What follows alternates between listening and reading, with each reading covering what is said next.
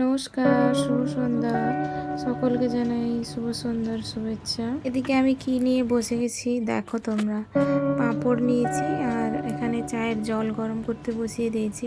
আমরা সাধারণত সন্ধ্যাবেলায় রজাই খাই। তো বাইরে তো ওয়েদারটা খুবই সুন্দর, মানে একদম জাস্ট পাঁপড় খাওয়ার জন্য দারুণ ওয়েদার, দারুণ। সকাল থেকেই কম বেশি বৃষ্টি হচ্ছে, তো বৃষ্টি এখনও হয়ে যাচ্ছে।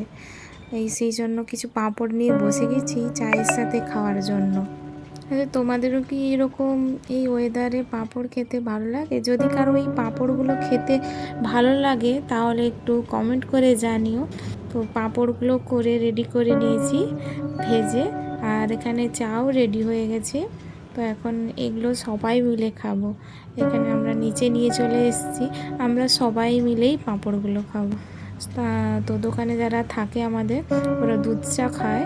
তো আমরা কিন্তু দুধ চা খাই না, আমরা সন্ধ্যাবেলায় মানে র চাটাই পছন্দ করি, আর র চাটাই ভালো লাগে খেতে। দুধ চাটা ঠিক ভালো লাগে না। তো আজকের মতন এতটুকুই। শুভ সন্ধ্যা।